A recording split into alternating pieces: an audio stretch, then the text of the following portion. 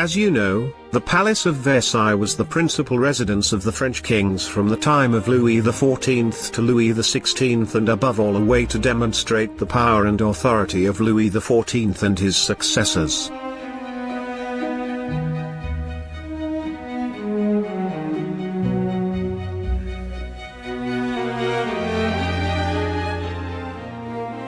Every year, nearly 15 million people visit the Palace of Versailles, and every one of them sees the Hall of Mirrors, an aesthetic masterpiece.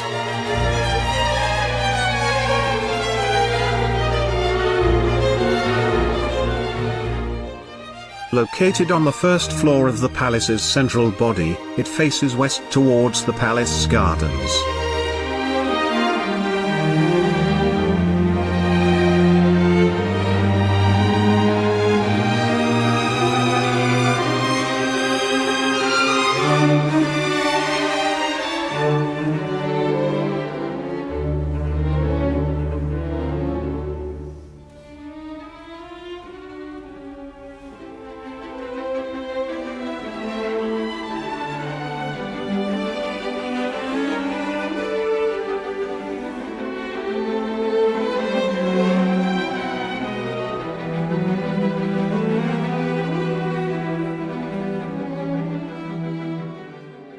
The importance of mirrors at the Palace of Versailles extends beyond their sheer beauty and opulence.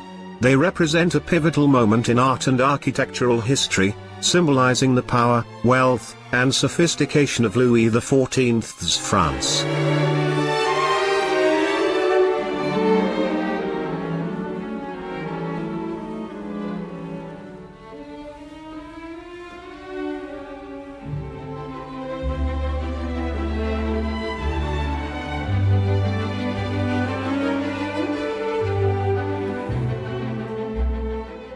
The mirrors reflect not only the literal light but also the metaphorical enlightenment of the era, showcasing the palace as a beacon of French cultural supremacy and a timeless monument to royal absolutism.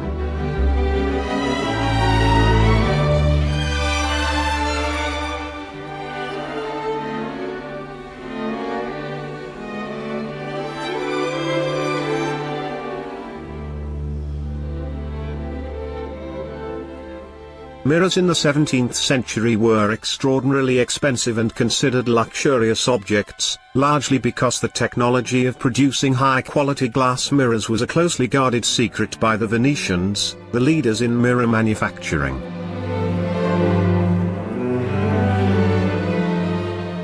The Hall of Mirrors, as we know it now, was created by Venetian artisans, and the Venetian authorities ordered the death of the artists who had assisted the French in order to preserve the art of mirror manufacture a secret.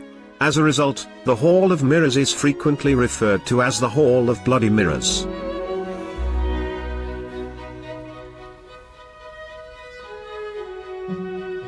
The War Room depicts Louis XIV as a victorious king. It is immediately adjacent to the Hall of Mirrors and is a counterpart to the Peace Room, situated at the opposite end of the former.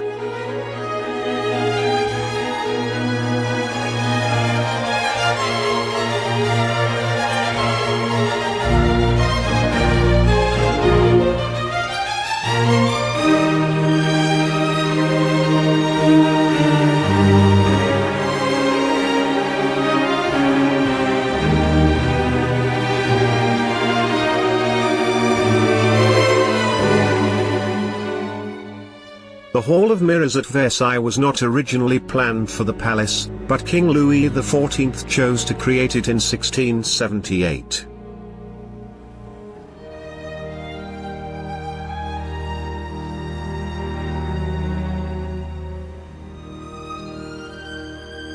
One wall of the hall has 17 large arched windows opening on the gardens.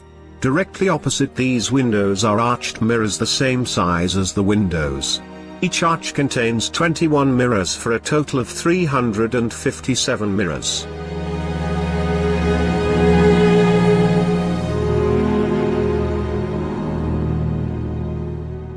The Hall of Mirrors at Versailles is 73 meters long and 10.5 meters wide.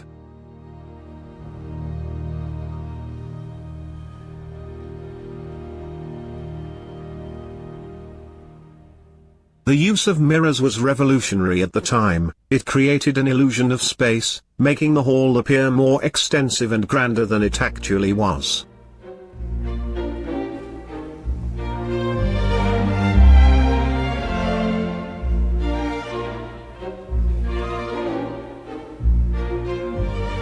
The reflective surfaces captured and magnified the light from the windows and the numerous crystal chandeliers, creating a dazzling effect that emphasized the king's control over light and space, much like the sun dominates the sky.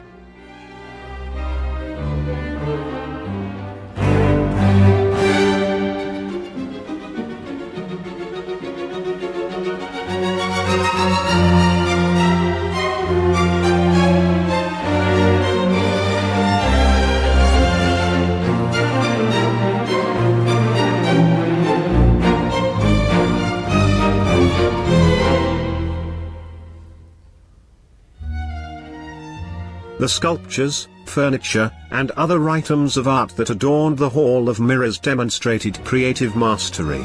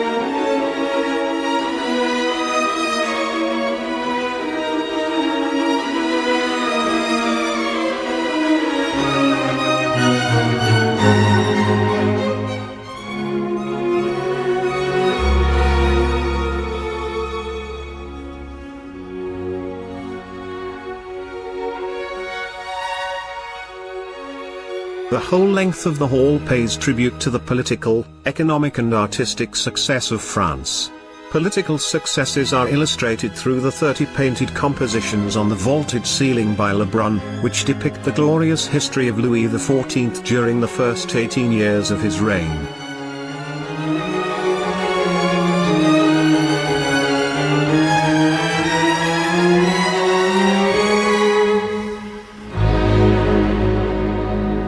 The Hall of Mirrors was not just a space of opulent decoration but also a venue for important state functions, including receptions for foreign dignitaries, royal weddings, and the signing of treaties, such as the Treaty of Versailles in 1919, which ended World War I.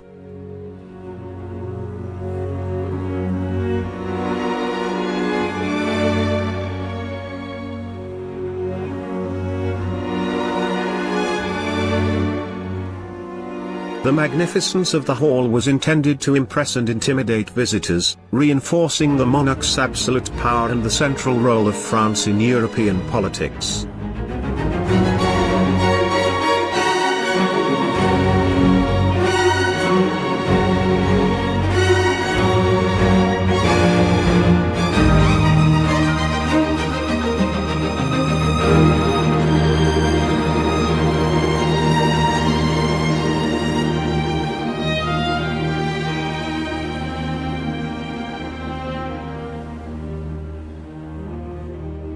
The mirrors at Versailles have had a lasting impact on the development of Western art and architecture, influencing the design of palaces and stately homes across Europe.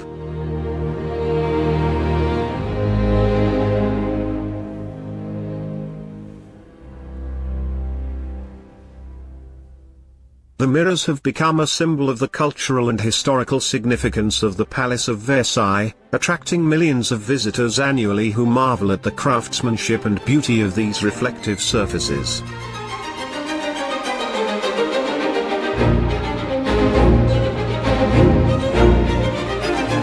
I would like to end my story about the Hall of Mirrors in the Peace Room, which is the counterpart to the War Room, symmetrical to it and is separated from the Hall of Mirrors by a partition.